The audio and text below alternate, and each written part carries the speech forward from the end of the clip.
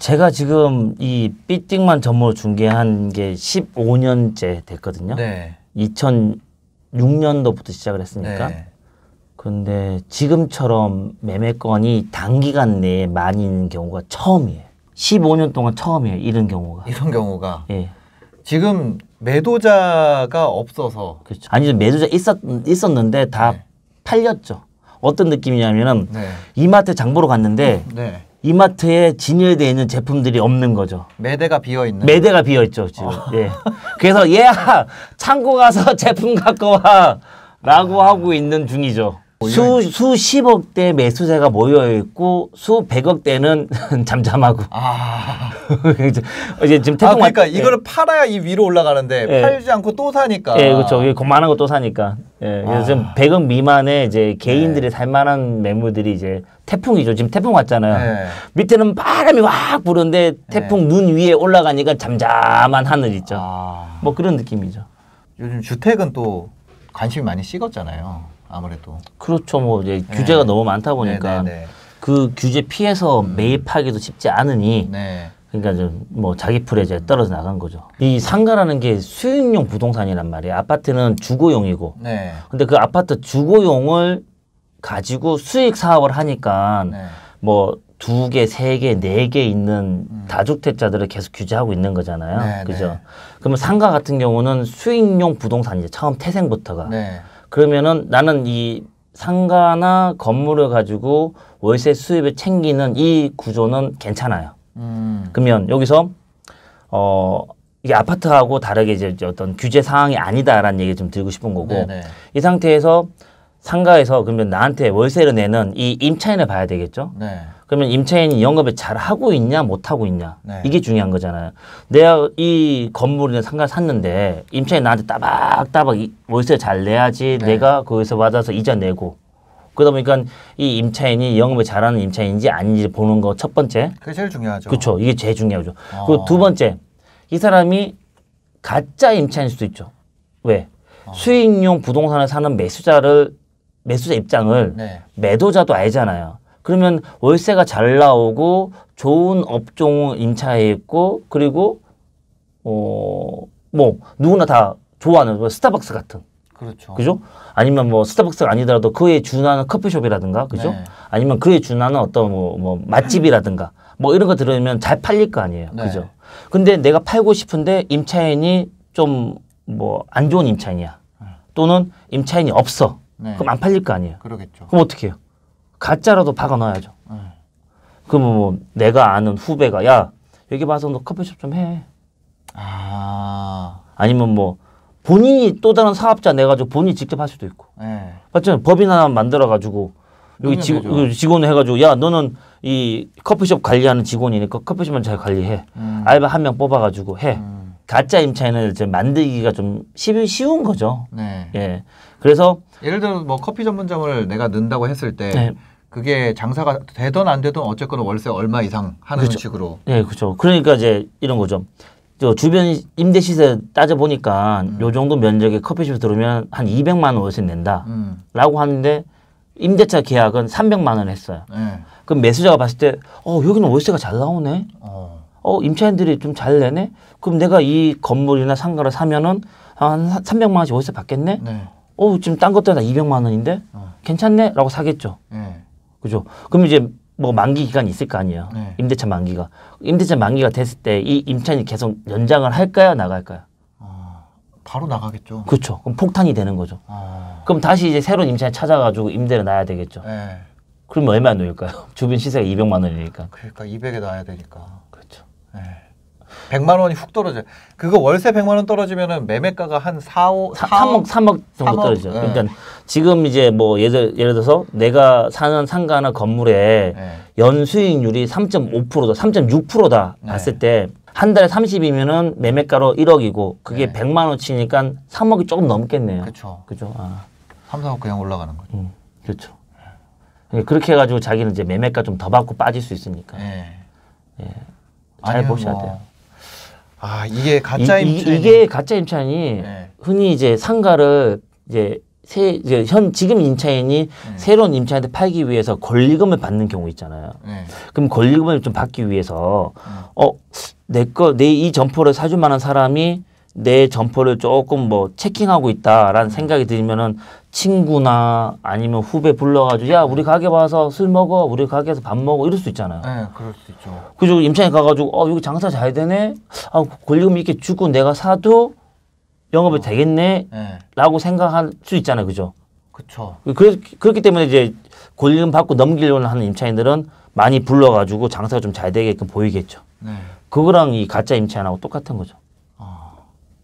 그래서 임차인이 장사가 잘 되는지 가서 봐야 돼요. 그래서 내가 장사가 잘 되는 척 할 수도 있잖아요. 그렇죠. 근데 이제 가서 이제 자기도 사람 입맛은 다 똑같잖아요. 내가 가가지고 이제 그 음식을 먹어봐요. 먹어봤는데 내 입에 맛있어요. 그럼 딴 사람 입에도 맛있을 거 아니에요. 그죠? 그러면 여기는 장사가 좀 어느 정도 되겠다라고 생각할 필요가 있는 거고. 근데 가짜 임차인도 영업을 잘해가지고 진짜 실제로 영업이 잘 되는 경우도 있잖아요. 그죠? 그럼 여기서 이제 이 임차인이 나가고 난 다음에 이 정도 임대료 낼 수 있는 시장 상황이냐 여기 이 지역이. 그러니까 가짜 임차인을 잘 골라서 가짜인지 아닌지를 보기가 쉽지 않으니 거기에 맞춰가지고 내가 대안의 어떤 뭐 방법이 있는지 없는지를 보는 거죠. 지금 임차인들이 다 나갔다고 했을 때 그 가격으로 다시 맞출 수 있는가? 그렇죠. 그거를 본다. 그러니까 현재 임차인보다 이 사람들이 나갔을 때 들어올 수 있는 임차인들을 보는 게 더 중요하겠네요. 그렇죠. 예. 그 주차장 같은 것은 잘 보셨으면 좋겠어요. 그러니까 그 뭐 불법 건축물 얘기부터 먼저 얘기 드리면은 보통 그 건물에 불법 건축물이 어디 많이 있냐면은 옥탑에 있고 옥탑방. 그렇죠. 그다음에 주차장 부분을 사용하는 경우가 있겠죠. 주차장에다가 벽을 세워가지고 그렇죠. 예. 매장으로. 그렇죠. 매장으로 사용하는 경우가 있겠고 그 내부에 있는 다른 불법적인 요소들 같은 경우도 있겠지만 그거는 이제 흔히 보이지 않으니까 그러면은 주차장에 있는 불법 같은 경우는 법정 주차 공간에다가 점포를 만든 거잖아요. 그럼 요거 같은 경우는 내가 건물 보러 가가지고 이 자료에 있는 주차 대수는 한 4대인데 실제 주차 구역을 보니까 한 3대밖에 없어요. 그러면 요 한 대 공간을 교묘하게 그냥 쓰고 있는 거죠. 근데 그게 안 걸린 거죠. 옛날부터 그렇게 쓰고 있던가 아니면은 최근에 그 교묘하게 만들어 놨기 때문에 누가 적발을 못한 거죠. 예. 그럼 그런 것 같은 경우는 내가 매입을 했는데 나중에 추후에 불법 건축물로 적발이 되면은 내가 과태료 내야 되니까. 내야죠. 예, 그런 걸 좀 봐야죠. 예. 그래서 불법 건축물이 적발되는 게 세 가지가 있거든요. 크게 세 가지가 있는데 옥탑에 있는 것들이 적발되기 위해 적발되는 방법은 매년 항공 촬영을 해요. 1년에 한 번. 그렇죠. 인공위성이 항공 촬영을 하죠. 그러면 그 작년도 사진하고 올해 찍은 사진하고 틀린 그림 찾기를 하겠죠. 컴퓨터가. 자동으로. 그렇죠. 그래서 틀린 어떤 부분이 있으면은 요거 한번 확인해 보세요라고 톡 튀어나와요. 이렇게 일일이 보는 게 아니고. 네, 그래서 일일이 어떻게 다 봅니까? 이 수많은 건물의 옥상을. 컴퓨터가 골라주죠. 그러니까 작년에는 옥상이 다 이제 녹색이었는데 갑자기 올해 찍은 사진 보니까 다 녹색인데 요 한 부분만 하얀색이다. 그럼 이게 건축물일 수 있잖아요. 그러니까 이제 확인 한번 해보세요라고 해서 이제 톡 튀어나오죠. 그러면 그거 가지고 공무원들이 이제 뭐 소명을 해라. 이거 뭐냐라고 이제 우편에 날아오죠. 그러면 우편을 보고 실제 사진 찍어가지고 이거 건축물이 아니다. 또는 건축물인데 내가 이거 철거해가지고 원상 회복 시켰으니까 불법 건축물로 이제 뭐 올리지 마라. 이렇게 하겠죠. 예. 그렇게 해서 항공 촬영을 찍히는 게 하나 있고요. 두 번째가 이제 공무원들이 이제 전수조사 하시는 거죠.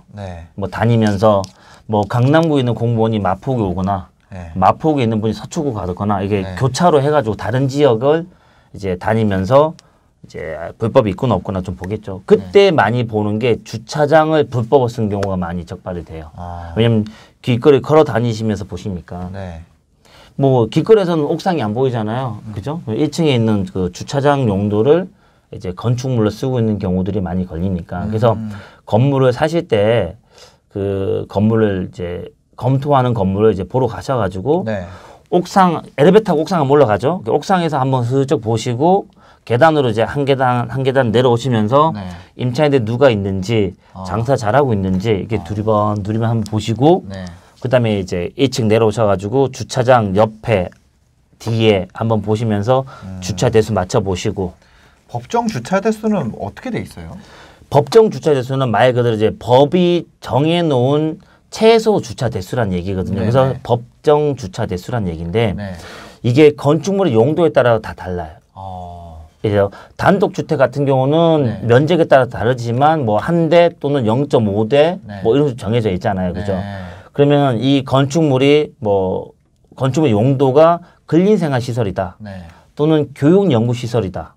아니면 뭐 숙박 시설이다. 네. 업무 시설이다 등등등 있잖아요. 그러면은 예를 들어서 근생 시설 같은 경우는 134제곱미터당 한 대가 필요해요.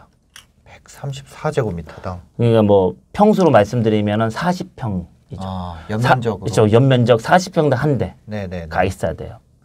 그러면 그러면 내가 근생으로 해서 총 200평짜리 건물을 짓는다. 네. 지하 연면적 200. 예, 그렇죠. 지하 1층에 지상 5층짜리 건물을 짓는데 지하 1층부터 지상 5층까지 다 더한 면적이 200평이다. 네. 라고 하면 법정 주택 대수는 5대 있어요. 그렇죠. 연면적 200평짜리 사는데 법정 딱 갔는데 주차장에 차 댈 데가 없어. 예. 5대가 안 돼. 그렇죠. 그럼 5대를 다른 용도 쓰고 있다는 얘기죠. 근생 건물에. 예. 이 법정 주택 대수는 건축 허가를 내줄 때 네. 그게 충족을 해야지만 건축 허가를 내는 네, 거예요. 네, 그래서 네. 그 건축 허가를 신청할 때 되면 도면 다 그려가지고 설계 도면 그려서 내잖아요. 그럼 거기에 주차 면적들을 하고 다 이런 것들을 보고 법규에 다 맞으면 허가가 이제 나온 거니까. 꼬마 빌딩 같은 경우는 법정 주차 대수가 네. 좀 큰 빌딩보다 많이 중요해요. 왜 네. 그러냐면은 큰 빌딩 같은 경우 어차피 주차 대수가 많이 필요하니까 네. 아까 말씀하신 것처럼 기계식으로 다 집어넣어 버려요. 네. 지하 뭐 2층, 3층, 4층 이런 데다가 뭐 한 수십 대 들어가잖아요. 네, 네. 근데 이제 꼬마 빌딩 같은 경우는 대지 면적이 뭐 한 많아야 70평일 거 아니에요. 그죠? 네, 네. 뭐 한 뭐 70평 전후에 땅에다가 건물을 지어 놓은 것들을 흔히 이제 사람들은 이제 좀 작은 규모다. 그래서 꼬마 빌딩 얘기를 네, 하잖아요. 그러면은 그 정도 면적에다가 연면적 해서 이제 그 정도 면적에다가 건물을 지어 놓으면은 연면적이 대략 한 150평에서 250평 사이란 말이에요. 네. 그럼 주차 대수가 4대 아니면은 6대, 7대에서 왔다 갔다 해요. 네. 그러면 이 4대에서 6대 사이에 이 주차 공간이 다 1층에 자주식으로 들어가야 되잖아요. 그렇죠, 그렇죠. 자주식으로 들어가는데 그러면 1층에는 뭐가 들어가는 거예요? 1층에 상가가 있어야잖아요. 네.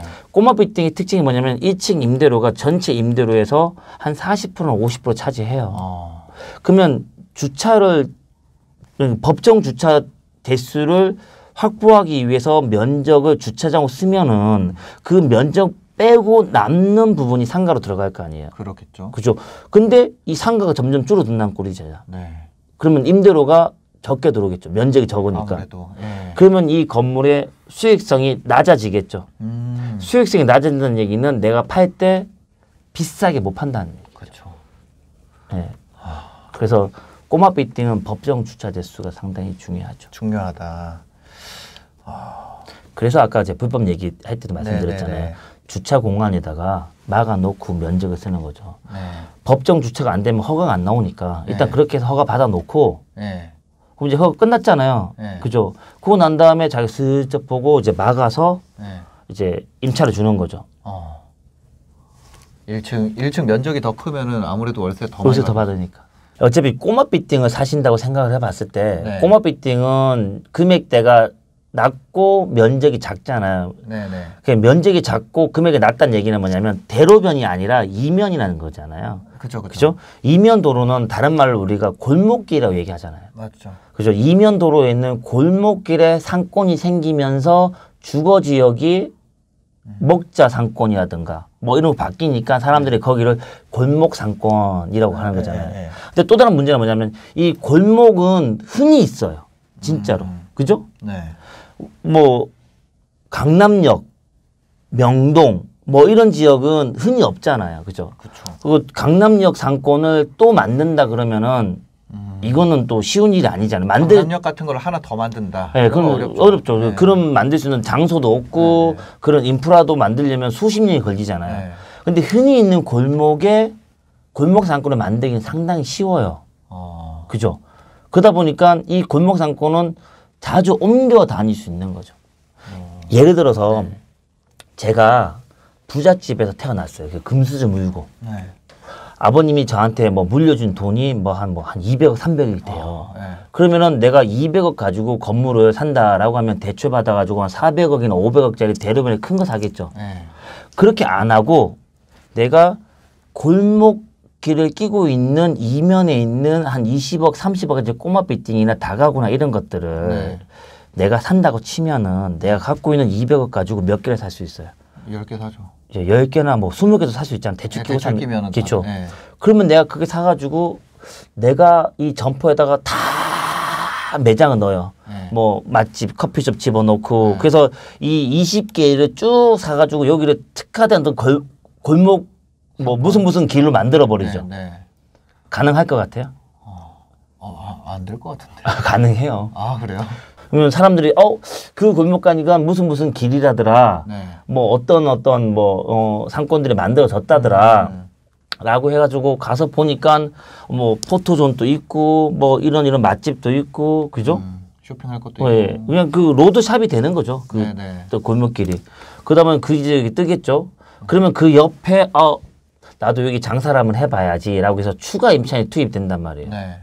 그러면 추가 임차인이 투입되고 사람들 많은 거 보고 요 지역에 뜨네라고 해서 누가 사요. 네. 뭐 2단계, 3단계 맞춰가지고 사람들이 더 주고 사겠죠. 네. 네. 그럼 처음에 이 길을 만든 사람은 어떻게 되겠어요? 팔고 나오죠. 네. 양도차익 보고 나오죠. 네. 네. 네. 그럼 그 다음은 이제 이 사람들이 사면서 제대로 이제 또 이득을 보면은 좋고 아니면 많은 거고. 근데 또 중요한 거는 이와 비슷한 골목 상권 또 생길 수 있으니까 이제 또 트렌드에 따라서 옮겨갈 거 아니에요. 약간 좀 위험한 투자일 수도 있어요. 골목 상권을 따라다니는 투자가. 예. 그러면 여기는 빨리 사고 빨리 치고 빠져야죠. 무슨 길 이런 거요? 예, 그렇죠. 뭐 그러니까 이제 약간 좀 주식으로 따지면 코스닥 상장되는 이제 뭐 비상장 주식을 샀다가 네. 상장돼서 대박이 나는 경우도 있겠지만 네. 상장이 안 되면은 뭐 쪽박 차는 경우도 있잖아요. 그렇죠, 그렇죠. 약간 그 정도쯤이라고 생각이 좀 들긴 해요.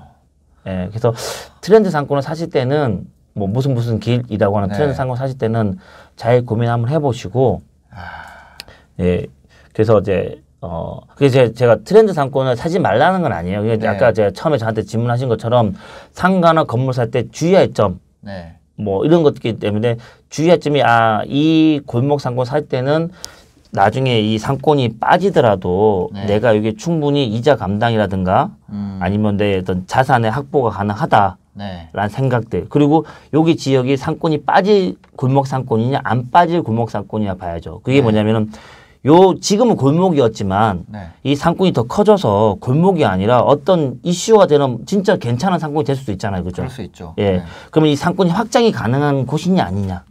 그러면 옆으로 계속 이제 길이 잘 뻗어서 확장될 수 있는 공간이 있는지 없는지 네. 그런 걸 잘 봐야죠. 근데 주변에 막 뭐 경사가 높은 오르막이 있고 이러면은 네. 그 오르막으로 사람들이 상권이 확장이 안 될 거 아니에요. 경리단길이 좀 그렇죠. 네. 예. 뭐 약간 경리단길이 하나의 어떤 예가 될 수 있겠네요. 이제 네네. 오르막 얘기하니까 말씀하신 네네. 것처럼 네. 오르막이 있는데도 그런 상권이 생겼잖아요. 네. 근데 주변에 오르막 아닌데 그와 비슷한 상권이 생겼잖아요. 네. 그러니까 다 글로 가버렸잖아요. 오르막을 오르기 싫었는데. 네. 예전에 경리단밖에 없었으니까 오르막을 감수하면서 경리단 갔었는데 네. 지금은 평지에 이와 비슷한 상권이 생기니까 다 글로 가버린 거고 여기는 좀 약간 한산해진 거고 뭐 그와 비슷한 어떤 얘기가 되겠네요. 네. 상권의 어떤 뭐 트렌드 상권. 트렌드가 다 상권에 유지될 거냐 네. 아니면 다시 꼬꾸라질 거냐 뭐 이런 트렌드가 것도 빠졌을 때도 충분한 이 안전 폭이 있느냐. 예.